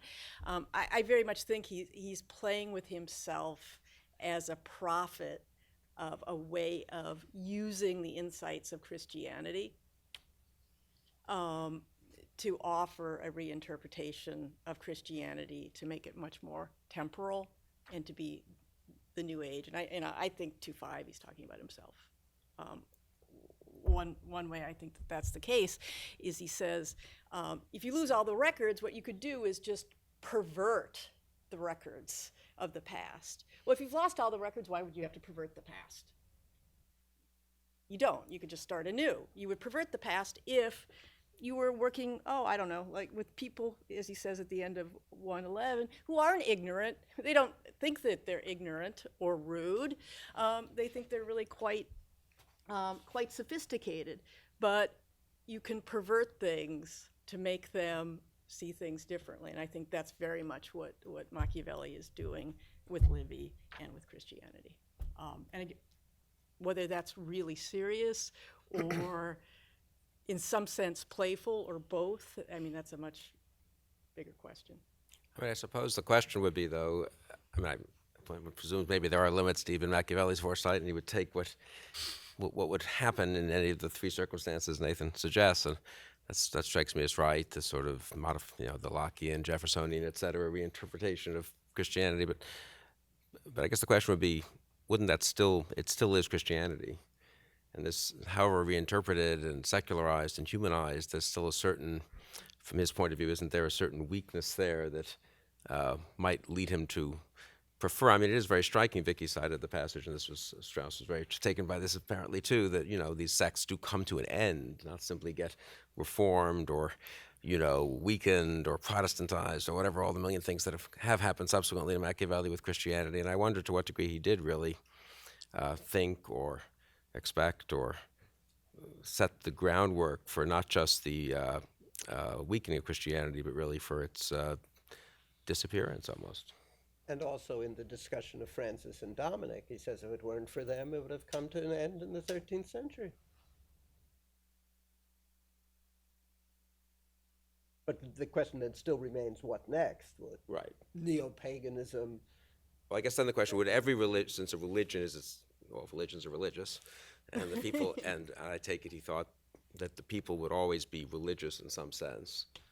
Maybe that's a good, yeah. So the rebuttal to my point would be, well, whatever the replacement of Christianity would be, would still be Christian in the sense, would have certain of the aspects of Christianity that would, from a Machiavellian point of view, from Machiavelli's point of view, not be entirely satisfied, might hamper, a rule, politics that was as attentive to the things of this world and to honoring this world as could be or not. I don't know. That's a question whether the replacement for Christianity, or for that matter, the precursors. It's not as if there weren't all kinds of other things floating around the ancient world that had certain aspects of Christianity and that Christianity actually took up. So maybe we sometimes overstate perhaps the peculiarity of Christianity in that respect. I mean, as long as religion is going to survive, I suppose the question would be, this is your initial point, I suppose, it doesn't matter that much what it is as long as it's suitably weakened compared to the situation that Machiavelli saw. Is that right? Or deprived of political rule? His account, despite what he says in Book 2, Chapter 2, contrasting pagan and Christian religion, in his account of the pagan religion in the earlier chapters, he shows that it caused troubles for the Roman commanders. They had to get around it. And there it seems almost as if the more crucial difference was the subordination of the clergy, so to speak, the chicken men to the generals, whereas now that subordination doesn't exist, but that the same problem existed there but could be solved institutionally more easily. Well, just, I don't think we've mentioned, I don't recall it, Ferdinand the Catholic and what he did in Spain. And there's always the possibility that the Turks will arrive, and you have to go to war with the religion you have. So I simply had to say it. That in fact happened. Cliff. Actually, Bill anticipated 2 points I wanted to make. I was going to say that, first of all, I don't think that Machiavelli would have welcomed an Islamic conquest of Europe. I mean, I've always been struck by the fact that he presents Islam as, in a way, pre-Christian. Islam is not, it seems to me, a further development of the power that Christianity has revealed. He doesn't present Islam, it seems to me, correct me if I'm wrong, as being the radical thinker that he is. I mean, he doesn't seem to me to present Islam as having the kind of transformative power that Christianity has demonstrated. But I, too, wanted to bring up the question of Ferdinand, because it seems to me the two very concrete possibilities that are on display in the Prince is the example of Ferdinand, who I take to be a kind of terrifying anticipation of Stalin, really, right? Someone who turns Christianity into a political ideology, which enables him to practice boundless cruelty under the pretext of the religion of infinite mercy. And the great emphasis on the rarity, and that it's more to be pitied than any other spectacle, which clearly refers back to Scipio, who I think is the stand-in for Christ in the work. I mean, he really does. It's an extraordinary praise, however you want to take it, that he offers of Ferdinand. And so that would seem to be one possibility of a secular prince who, to an extraordinary extent, succeeds in co-opting Christianity to make it, simply the instrument of his political advantage. And then what about chapter 26, right? Because that seems to suggest the possibility of the transformation of Christianity into a rather robust version of civil religion, where it becomes, rather than a global and otherworldly religion, a national and worldly religion. I mean, universal in the sense that nationalism is a universal principle, but particular in the sense that God becomes the God of each nation, right? That God becomes the God of the Risorgimento. So that would be one way that one could go, unless you think that Machiavelli simply doesn't intend that seriously.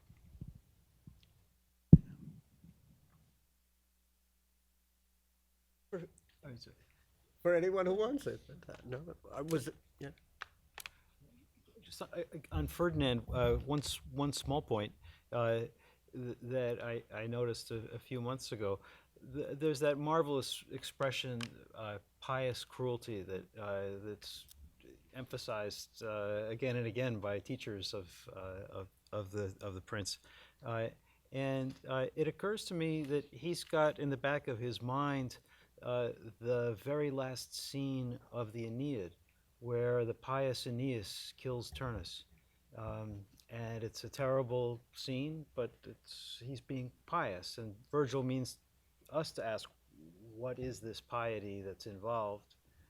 And Machiavelli's playing with that. We know from some of the teaching texts of the Aeneid in Florence that they were stressing that they were reading that in a somewhat modern sense, that is asking their students what this piety meant. Pious in pagan Latin means something quite different from pietoso, right? Right. And was the phrase in the discussion of Ferdinand could be translated either as pious cruelty or merciful cruelty. Merciful cruelty reminds us of Machiavelli's own praise of prudent cruelty, which is really merciful, but here it clearly means pious. It's not merciful in any way like what he recommends. I recommend to you his letter to Vittori of the 29th of April, 1513, where he describes some of the same actions of Ferdinand, but makes clear that Ferdinand didn't know what he was doing. The reason why he keeps everybody surprised is because he had no idea what he was doing. He lacked prudence, and it's much more critical, openly critical account of these same actions than what you get here. Okay. I mean, Erica so happens made the same point to me earlier today. But isn't it all the more remarkable then that Machiavelli sets up a much improved Ferdinand after 21, and in the context that suggests he's created a positive model for France? I can't accept that because, what does he say? Always making use of religion, he turned to an act of pious cruelty, expelling the Marranos from his kingdom and despoiling them. I mean, that just... Despoiling it of them if you're in the despoiling- second edition. Okay, sorry, I'm in the first. I'm behind the times. He despoiled But- Spain. Okay, even better. And that goes absolutely against what Machiavelli says, for example, about Rome. What was really beneficial about Rome? They took all these foreigners as much as possible, made them into Romans, and used them. And that's what a vigorous state is. I mean, I think he's pointing to the fact that this is not any type of benefit either to the state or to the prince. Well, but he does say that from being almost a new prince, he's become the first prince of what, Christendom or Europe? How does he put it? That's not a good thing necessarily, right? The first king among the Christians. I thought somebody else was the first king among the Christians.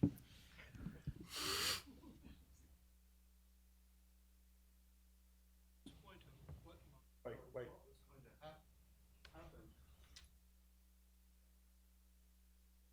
Christianity, it is the case that the humanist movement was trying to revive ancient Christianity and to bring about a revolution.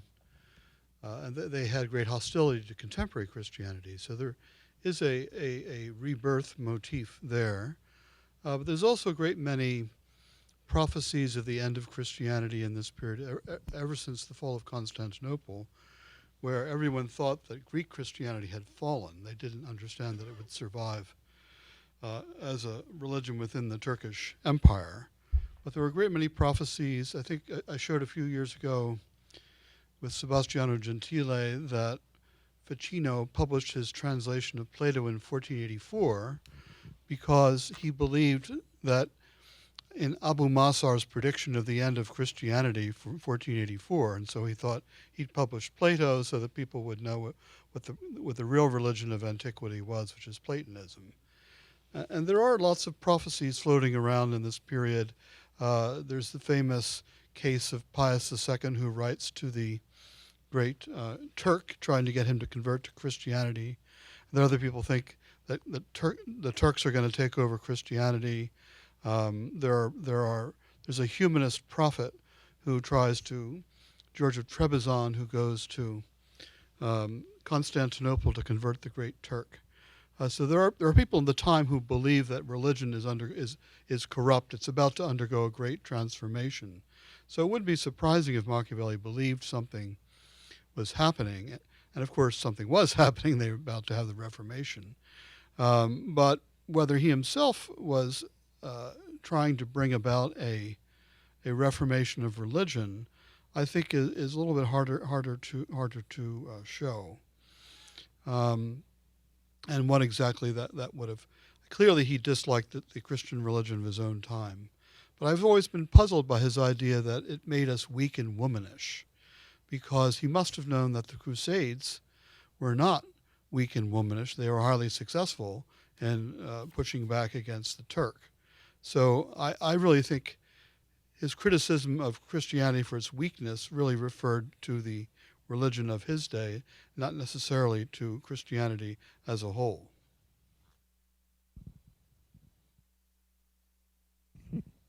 Paul Ray, can you wait, please?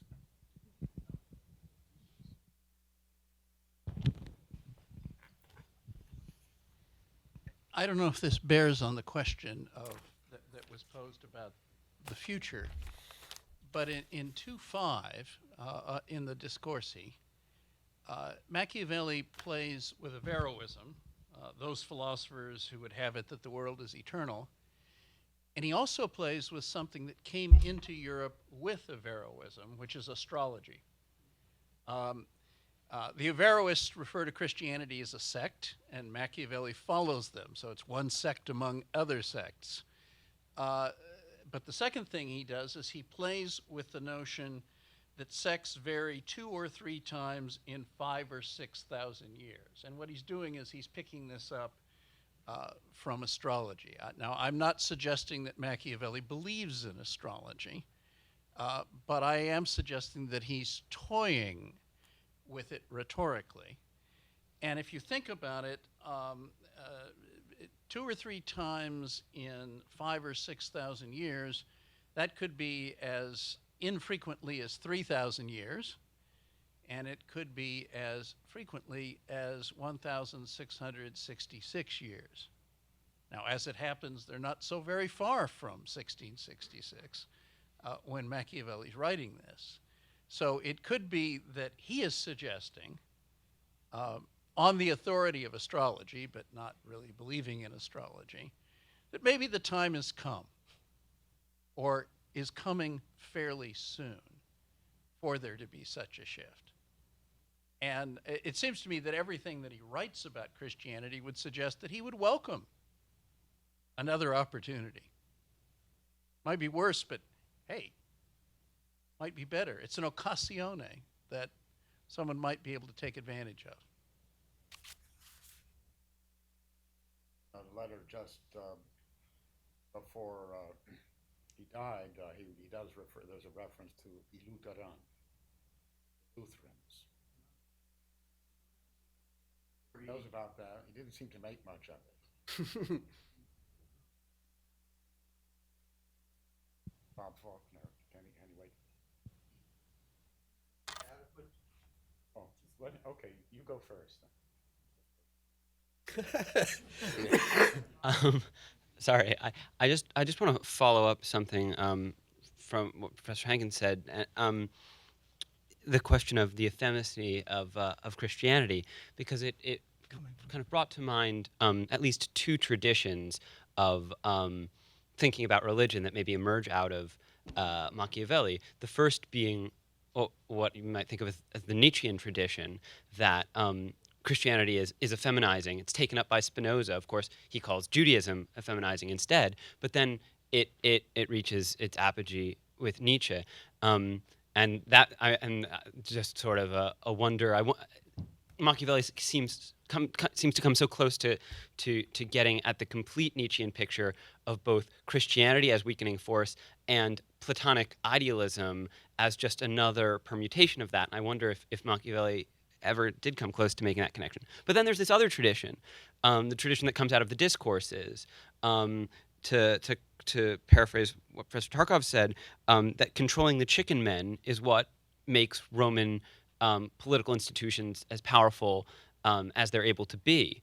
And so I guess my question is, why are those, how can those two strains coexist, but why are they in two separate books? Is there a reason that there doesn't seem to be creep, and the prince isn't exhorted to build a civil religion? He's exhorted to be a prophet armed, and the sort of, well, yeah. I'll stop there. Could you clarify?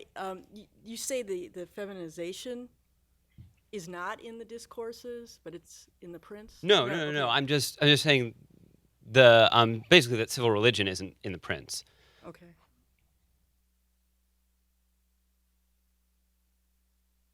Well, except insofar as the most excellent examples of new princes are prophets, there is certainly a suggestion that the most excellent new prince performs a religious founding. Because it's not only Moses, but Romulus. Some of you believe he was killed by the Senate, but we loyal Romans believe he became a god.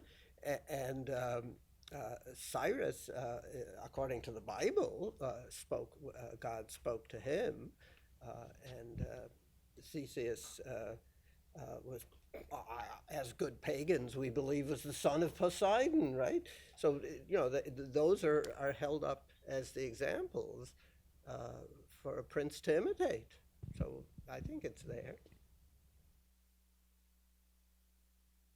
Bob Faulkner. I wonder if we've clarified the fact that Machiavelli sought not merely to weaken Christianity, but to foment a strong religion. So one element was mentioned by Cliff, which is sort of patria or patriotism is one part of that. That's one of the appeals. But other elements are reason of state and the self-made man.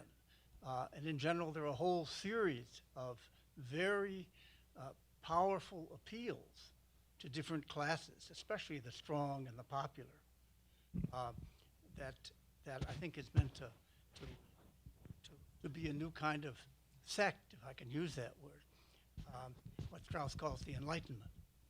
So I wanted to, my original question was, what is it that differentiates that movement? I've already given away what I think it distinguishes it, a movement, from a sect of the old type. What kind of thing is it? What made it such a powerful appeal? And I've given illustrations of what I think he meant to be his appeal.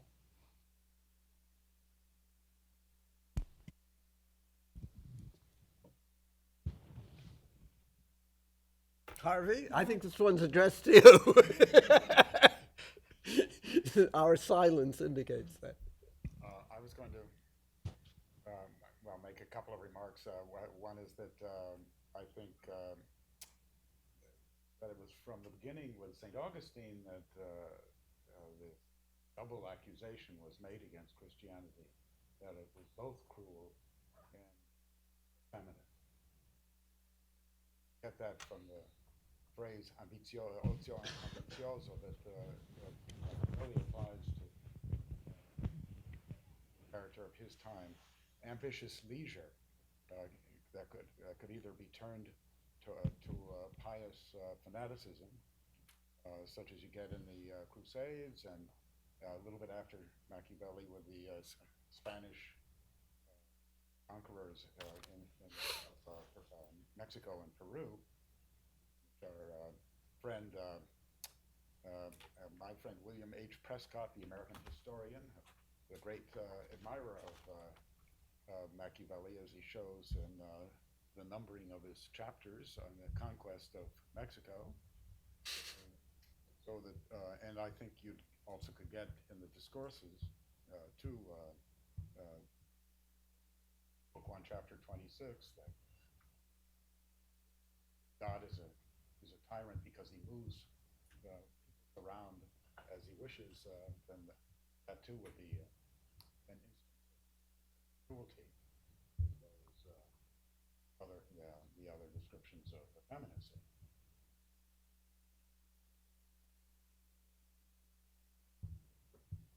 Yes.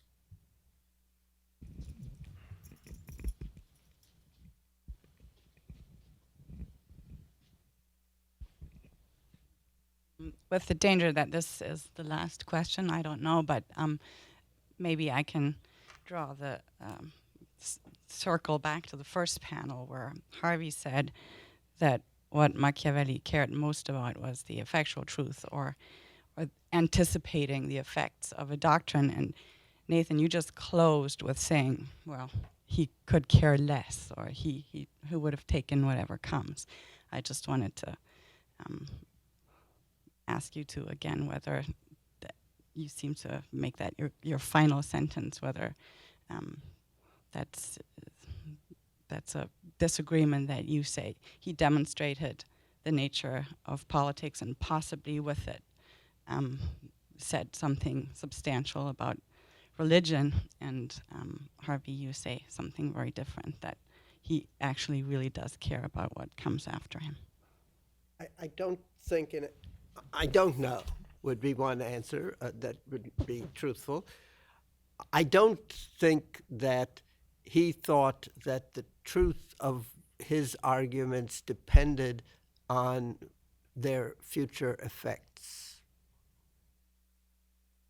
So maybe we disagree there, because in that case he couldn't die knowing their truth, unless of course he were a prophet and knew the future, which I don't think he was either. But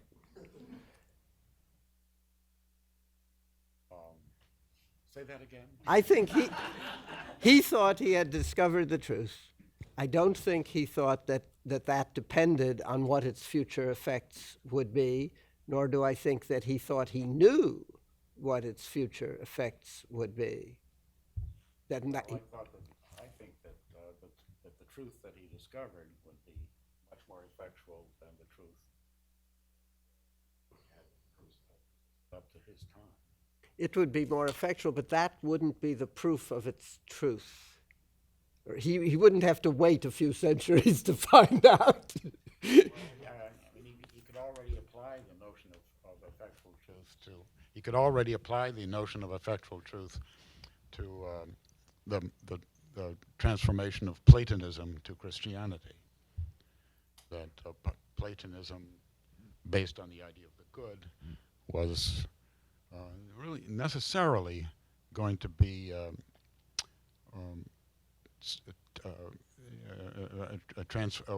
going to be interpreted by those who became acquainted with this invisible good, whether preachers or peoples, that the invisible good would become a person, an invisible God that could make it happen and make it become effectual and make this imaginary republic of philosopher kings into an actual republic, a Christian republic that depended on the next world, but also infused this world with the next world. I note that Machiavelli's really only consideration of religion is from the standpoint of fortuna, or in other words, of providence, or of religion is about what is going to happen to you. People feel weak because they know they're going to die. And because of this weakness, they become moral. Because they see that morality is weak, they think that it needs to be strengthened by a transcendent person, a God, who will make it work and reassure us who cannot see whether somebody else is moral or not, or whether cannot obviously be assured that the good of religion is going to be accomplished. But with a faith in God, that will happen. So religion is not about the nature of God, or God as a being, or the truth of God. You would say, which I think would be the major part of Christian, or perhaps any theology. What is God? It's not, but it focuses everything on God's passion, as in 156, those intelligences in the air that he speaks of, that some philosophers find. Those could be interpreted, those intelligences, say the ideas of good, as the qualities of a person who is compassionate and issues warnings to us with these heavenly signs. But it's all about, religion is all about fortuna, and for as indeed is the Enlightenment, to come back to your to your question. So the Enlightenment too is a guarantee of and a belief in not just the possibility, but the certainty of progress. So and we too are still, as was the Enlightenment, still under the spell of progress and progressivism and history. Not so concerned, therefore, with what is God. May I ask you a question following up on that? In 156, about the intelligences that are in the air, what do they ultimately do? They foresee future things, and they have compassion for men. They warn them with like signs so that they can prepare themselves for defense. Isn't that really what Machiavelli is doing over and over again, is urging us to defend ourselves? That's right. So is there a new understanding of humanity, which requires a new type of virtue of humanity? There's a new understanding of humanity which is based on a new understanding of the world. And the world is this world. Right. There isn't any world above it. So and there's no. Right. So there isn't truth in these intelligences in the air, but it's rather that they're the basis for belief, which is hope, which is a consequence of our weakness. He wants to strengthen us, so we need to be more animated. The thumos that Plato spoke of becomes animo, and we need a more animated attitude towards the world.